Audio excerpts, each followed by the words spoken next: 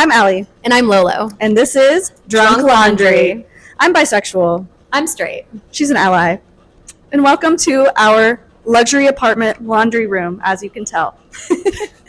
We've been living in LA for the last 10 years, and we live in what we call the fourth dimension of Los Angeles, a very luxe apartment building, as advertised on Craigslist. Mm-hmm.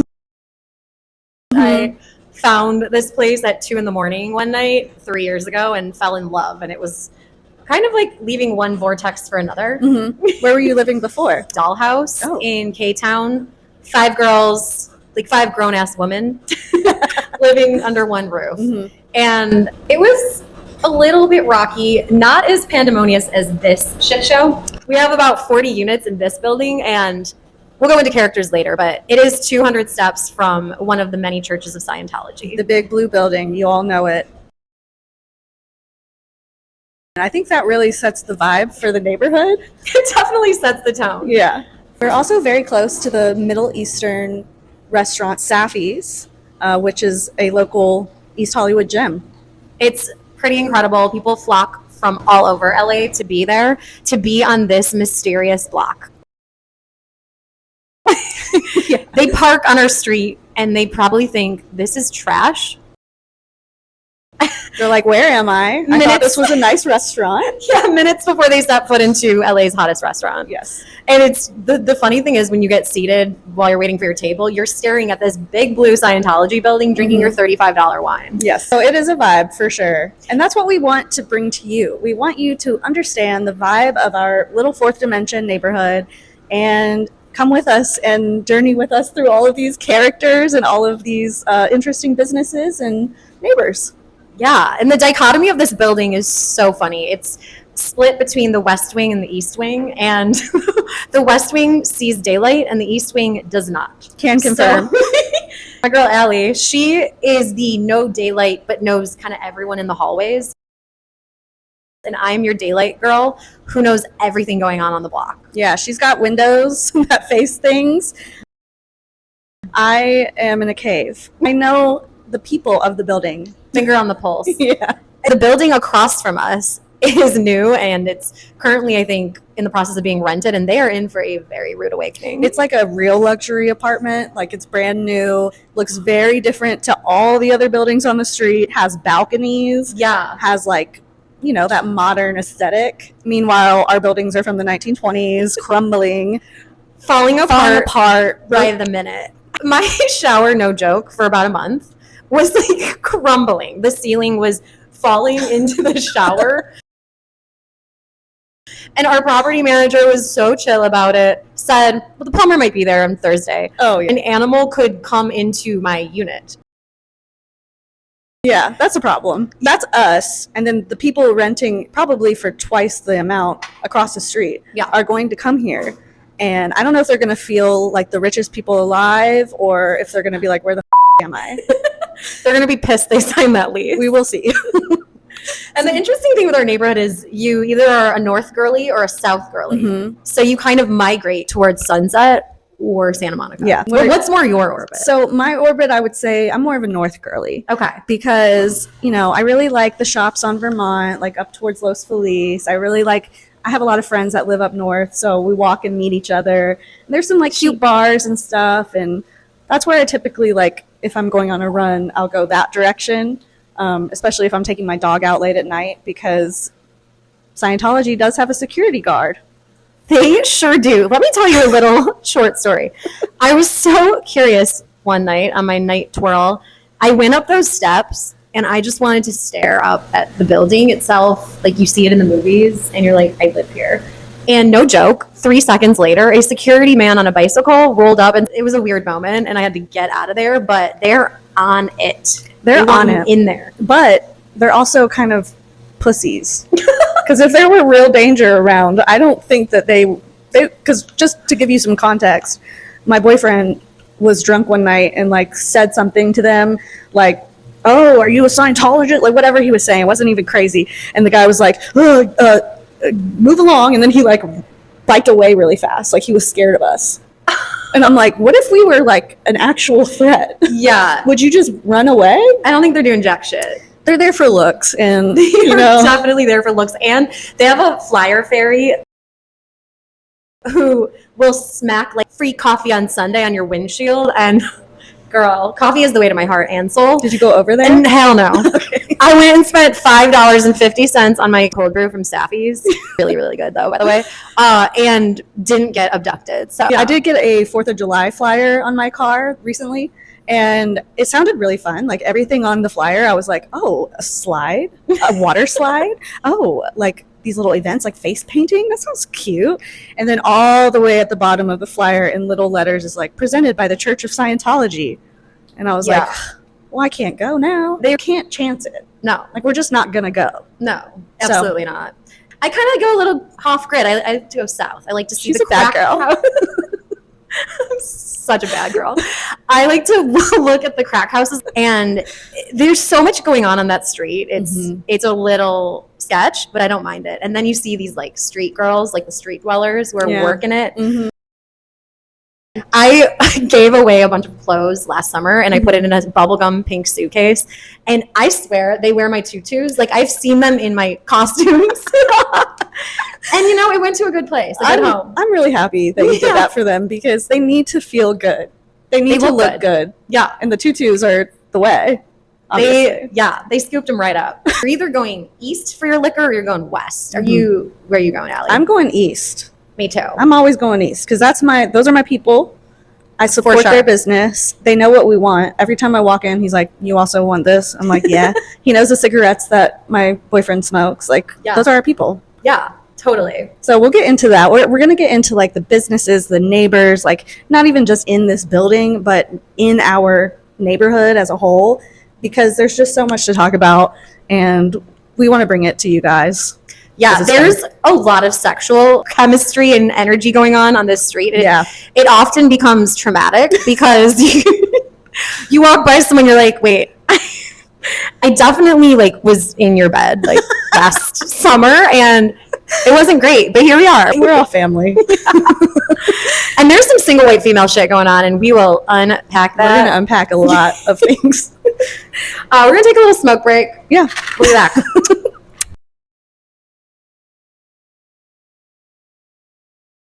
That cat sees everybody just butcher a park job. That cat has seen me hit a curb, hit a car. I mean, gently, just a kiss. You know what I'm saying? Just a little kiss. Sounds slutty. It is. And he doesn't judge us.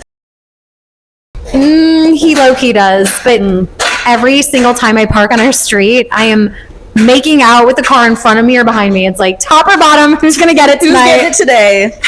I mean, you have to, because the parking is so limited here, and we have permits, so like we should be able to park on our street, but it's still so limited. Like if you see a tiny little spot, you gotta shimmy in that bitch.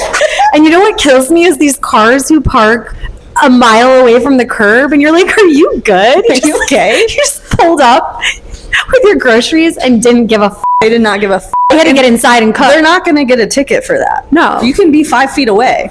Yeah. You're not getting a ticket. At 8:01 every Wednesday and Friday, you hear those car doors shut simultaneously. Everybody be getting up out of bed, rushing to their car. One time, the neighbor beside me, she's like 80-some years old, she came and knocked on my door, and she's like, you better move your car. And I was like, oh, thank you. They forget something when I go to my car and then come right back. I'm like, I know. oh! She's in everybody's business. She's always like, your boyfriend smokes too many cigarettes. Sometimes you don't get a ticket, and it's like the best day ever. And then sometimes they hit you like at 8:03. I think it depends on who's working that day. It depends on what's happening in LA. Like, I don't know who's lazy, who's not. On the days where there's street cleaning, there's nowhere to park. Yeah, you got to park at the Scientology building. 4-hour meter, you're like, oh, I hit the jackpot. No. The lady comes sweeping up under your hood. Gathering data as she's sweeping under. She is not making eye contact with you either. She's just like getting all up in there. She has her job that they told her to do, and if she does not do it, she might die. And it's 4 hours. So you're thinking 4 hours. This is bliss. Okay, this does not exist in Los Angeles. There's put in my debit card. that has $100 on it, and I'm gonna go for it. And this lady's gonna capture all the data, my license plate, my hood, serial number. These people who just don't understand urban street etiquette, who come flying at you on Berendo, and they think it's okay, and there's no room. No, they're not chill. And the permitting on our street is really funny. So before 6 p.m., there's a lot of fancy shit happening. There's Mercedes, they're going to Saffy's. There's humble SUVs, they're going to Found Oyster, right? And then there's all the questionable vehicles remaining, and you're like, residents. We buy junk cars. We buy junk cars. It's a junk car situation on our every single car. Do you take the card and just throw it out? Do you litter, or do you take it and put it inside of your car? I'm not gonna lie, Allie. Half the time I give zero fucks about the environment. And the other half giving my love to the turtles. I'm like, I'm so sorry. So it depends on my mood. So it depends on my mood. Maybe it's time to buy a new car. And then about 10 minutes later it sinks in and I say, no. I cannot litter. Even if I want to, I always think right before I get this little card out of my window, I'm like, F it. I'm just gonna throw it on the street. F it. And then I'm like, I can't. And then I just take it in with me. Every time I want to be a badass and be like, F this card. My car's not junk. But you're a much better person than I am. People put their shit on the block. It's like a couch. There were 3 fridges at one time in our parking spots. I'm like, yo, move your appliance. Okay, no, let me tell you something. I was outside and there was like a whole living room on the grass.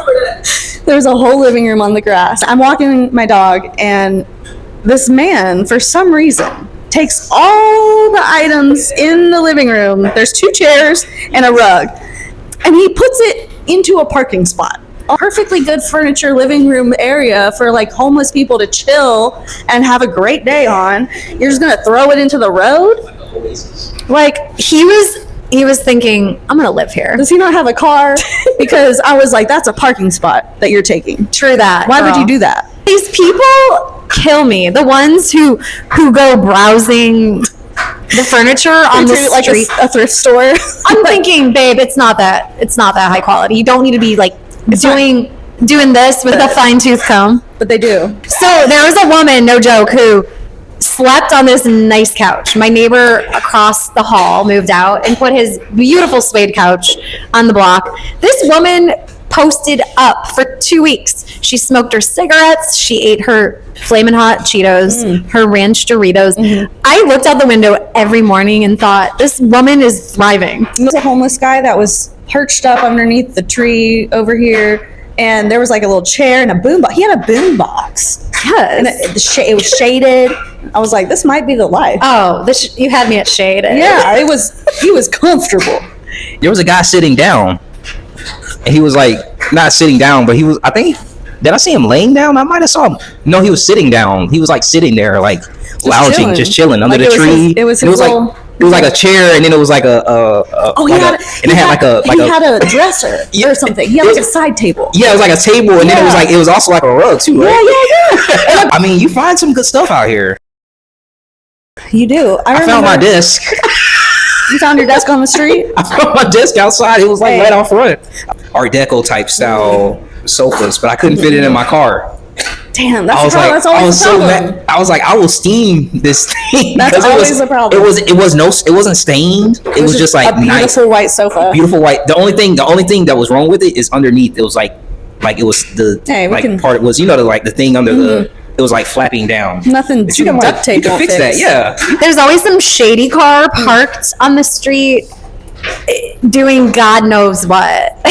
Specifically outside of the apartment building that has not gotten rented yet. It's not. Oh, people love to pull up there and just chill, do drug deals. Drug deals, perhaps? Yeah, who knows? That's what I was thinking. And then there's always some like cool old car that cruises by at 7 a.m. with good music. I'm Shazamming that music from my bed, butt naked. I'm like, I gotta have that on my You're like, playlist. whoever's driving by at 7 a.m. Yeah. And total side note, you know Amanda Bynes lives. Oh, I know. Yeah. I saw her. I saw her at Nom. Okay. Yeah. She's fully a neighborhood girl. Mm-hmm. We'd love She to have had an art her. show across the street from Nom. No way. Yeah, we went. You know you've made it when you're living. She still got one. When I saw her, she had bleached blonde hair, and it was like probably almost my length because she had it up in a ponytail, but she had like probably 20 clips holding the rest of her hair up. Oh. Like it wouldn't fit in the ponytail. Okay. So she had all these clips just clipping her hair up, making it look like it was in the ponytail. Nice try, girl. And I was like, okay. And then she was in the coffee shop, and I had my dog, and you know, if people don't look at your dog, they don't want to fuck with you. Yeah, you're the type who's like, if you're not gonna flirt with my dog, you're not gonna flirt with me. Right. So If Amanda Bynes, if you want to redo that and like make things right, you'll have to come say hi to my dog. I saw Jack Black. Oh, I see Jack Black all the time. I love that. Yeah, he lives, I think. He would go to Pam's. Like Silver Lake or somewhere. I think he lives like Los Feliz, Oh, honestly. Los Yeah, Feliz, he's always over there. You know those people on our block who just sit on their steps and just stare for hours? I saw you before I left for work. I see you when I come back for lunch. Have you been here Are you the good? whole time? Have you been here the whole time? And they're Do just not- like, they like light up their cigarette. They're like, yeah, let's. Come on outside. yes, there are those people on their building steps who just stare at the block. You know those people. That can't eat a real. They're like, they don't say a word. They're just observing, you know? Yeah, they're just checking things out. I'm like, are you the cat now? You're trying to Yeah. be the cat.